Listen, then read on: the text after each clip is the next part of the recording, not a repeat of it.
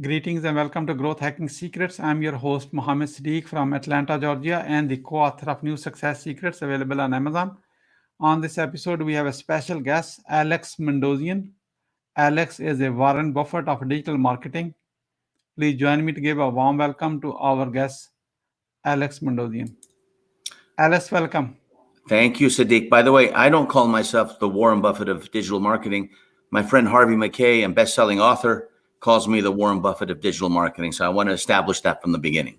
Oh, wonderful, wonderful. It's such an honor to be with you, and amazing you taught this idiot how to be good on a camera. I have no idea how good I am. You're going to share with me at the end. Okay. Well, maybe that idiot is a very smart idiot. Let me start with this. Where were you? What happened? Who you were? What are you surrounded with that inspired you to do what you do today? Well, I was on a park bench in Los Angeles, California, called MacArthur Park. I was $242,000 in debt. I was going to my mother's house because I got kicked out of the apartment I lived in, and I failed at a business after 18 months, which was a frozen yogurt and bakery store in Southern California in the city of Long Beach. And I was watching an elderly woman feed pigeons at the park. And it was summertime, it was warm. And she would go to the bird seed machine. She'd turn it. Back then it was a nickel. The bird seed would come to her hand. She would walk towards the pigeons and they would walk away. But she showed the bird seed to them, right? That was the lead magnet, the bait, right? And then she'd walk away from the pigeons. They'd walk towards her. And after about 5 to 10 minutes, the distance between the pigeons and the elderly woman got closer and closer. She finally got down on one knee and she put her out her hand, and the pigeons came and started feeding from her hand, and all the other pigeons came. And I was on that park bench for a couple of days. They remembered her the next day. They say pigeons are stupid, but I don't think so. And they came and they didn't have to go through that dance anymore. A little kid, maybe 5 or 6 years old, he was there with his mom. He wanted the result that elderly lady had, which was pigeons feeding from his hand. And unfortunately, he wasn't willing to go through the dance.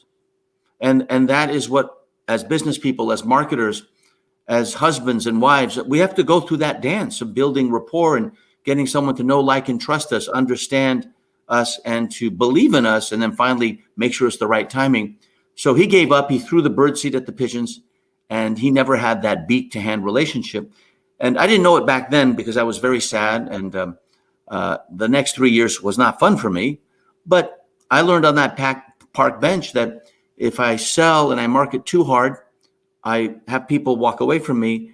If I'm too passive, they walk towards me, but I have to be willing to go back and forth, back and forth. And I believe the objection is when the sale begins. It's not the end, it's the beginning. I get excited when I get resistance to people. So it started back then in 1989.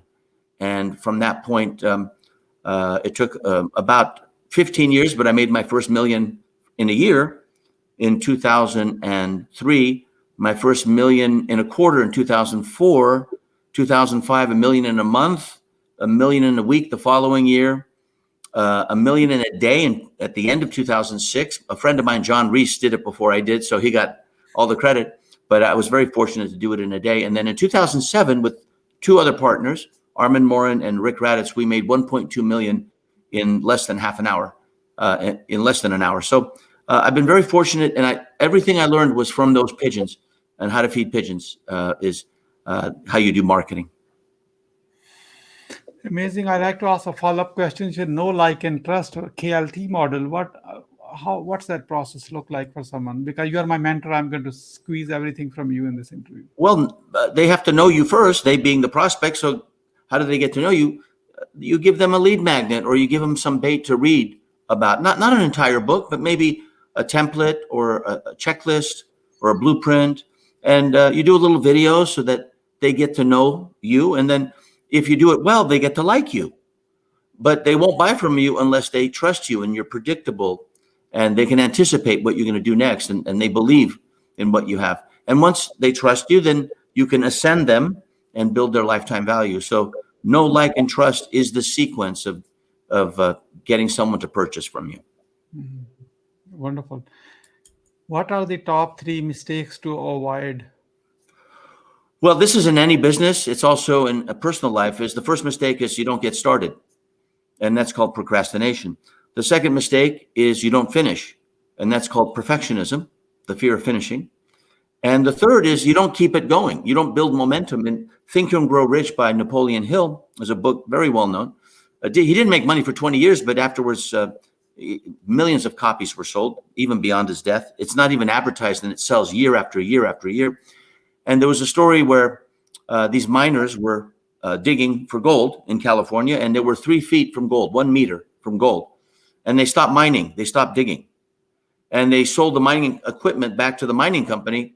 The mining company took over the mine, and they dug 3 more feet, and it was one of the biggest mines, in the history of the world at the time. So you got to keep going. You got to build momentum.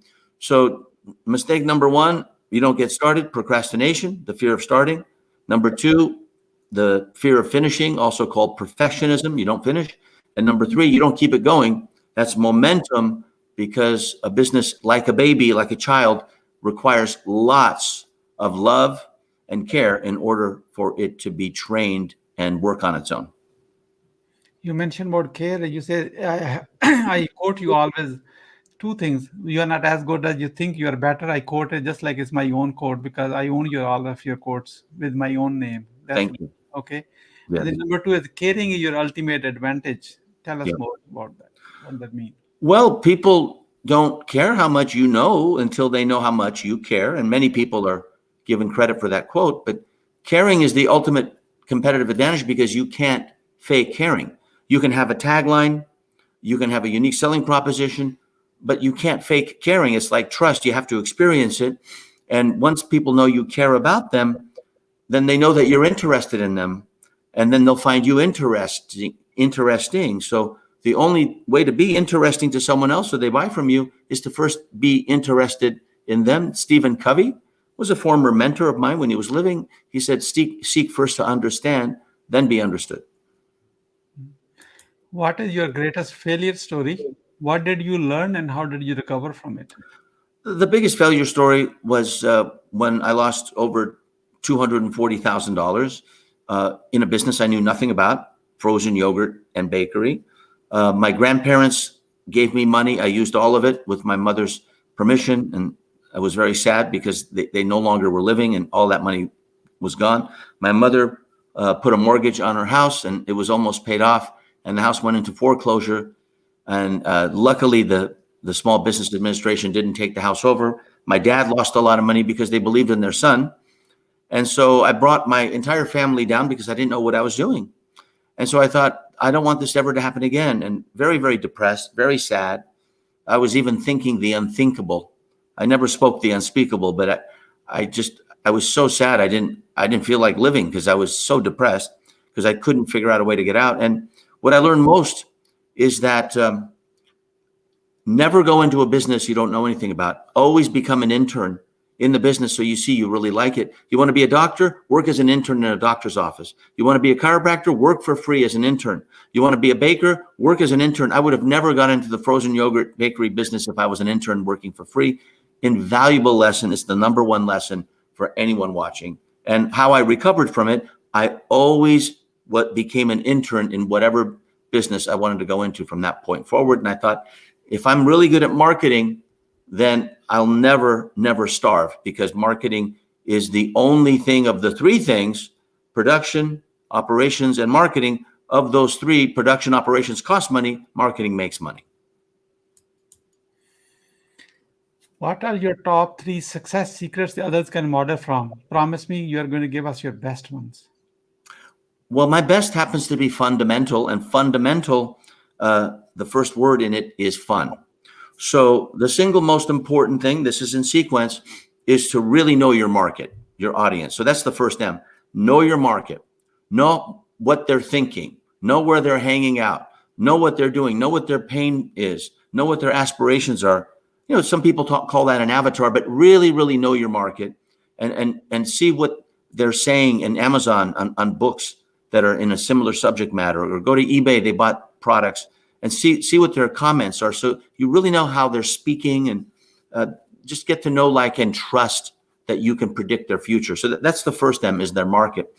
Next is know your message. So you can't have a message to a market you don't have. So market first, right? And then message, market is not verb, market is a noun, like who. That's what market is. Message is what?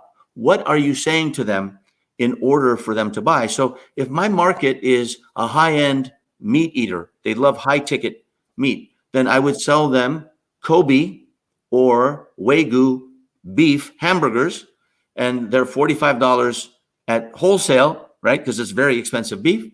And the first thing I would do is I would say, if you're a vegetarian, if you're a vegan, if you only eat hamburgers at McDonald's or Burger King, please stop reading now. This is not for you. But if you want the most delicious, succulent, and most expensive hamburgers on earth, this could be your opportunity of a lifetime. So that's having a message that caters to the market. I used to have a toothpaste called Super Smile, which is still online, and it was the world's most expensive whitening toothpaste. So I knew my market. It wasn't people who shopped at grocery stores or drugstores. It was women in salons who bought $50 eye cream, who bought $25 face cream and hair products that were very expensive. And the headline was, "What good is perfect hair and perfect skin? If you don't have a perfect smile, try Super Smile." And $24 was no big deal when they're spending $200 on a facial. So you have to have your message. The third thing is media. The market is who, the message is what, the media is how. And it's connecting the market to your message. That's all. And the media, you want many media, like a bicycle wheel. The market is the wheel itself with the tire. The message is the hub. And together, they're meaningless unless you have a lot of spokes, not just one, not just email, not just webinars, but a lot of spokes. A book is media, and those spokes are called the how.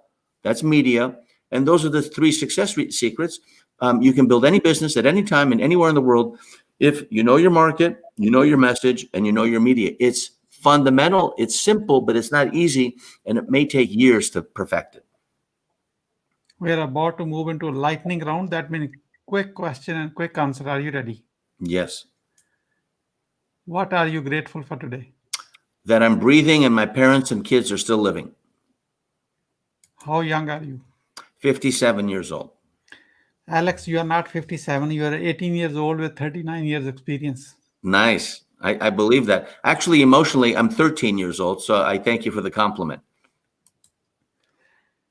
What you want to do when you grow up? I want to be a father that my children are proud of. How do you overcome a challenge life throws at you? Any challenge I've ever faced, I look for a biography of someone who faced a similar challenge, and they usually went through a much tougher challenge than I did, and it gives me hope just to watch. How do you start your day? I wake up, I meditate for 10 minutes. I go and work out at the gym for 45 minutes with other people at F45, which is a studio. We work out together. I come back home. I eat fruit. I skip breakfast, and I read for half an hour. I do half an hour of copywriting. Then I start reading my email. What is the advice you will give to younger yourself? Never start a business you know nothing about. Once you have a revenue generating idea, how do you convince your significant other? I don't have to. At this point, if she's seen me through the process of going through the evaluation of the market, the message, and the media, she probably is more convinced for me to start early than I am. What is the impactful business book you have read, and what did you learn from it? It's a Wall Street Journal bestseller. One of my friends published it, and it's called The One Thing. And it's written by Gary Keller and Jay Papasan. And the one thing is focusing on one thing that is the one thing that you do as a unique ability and ignoring everything else. And I think it's the most powerful book I've ever read, and I've read lots of books. Why being impactful is important to you? Well, if I go to a gym and I'm not making impact and I'm just going through the motions, I don't really get cardiovascular and physical fitness. But if I go in there and I raise the intensity and there's a lot of impact, then I come out a lot more fit. So we're experiencing life. You might as well have more impact so that you have more of an impression on other people. Impact creates an impression, just physically. Who is your living mentor and what's the impact? My living mentor is Roy H. Williams, and he is in Austin at Wizard Academy. It has nothing to do with Harry Potter, and he's had that academy for many, many years. He is responsible for the majority of Rolex watches and diamonds sold in America, and probably the highest paid copywriter in the world, yet most people don't know who he is. He's called the Wizard of Ads. What do you want to be remembered for? I want to be remembered on my tombstone, if I have one, is 3 words. He celebrated often. Who is your ideal client? My ideal client is someone who's a very slow learner who has very deep pockets. How can we support you?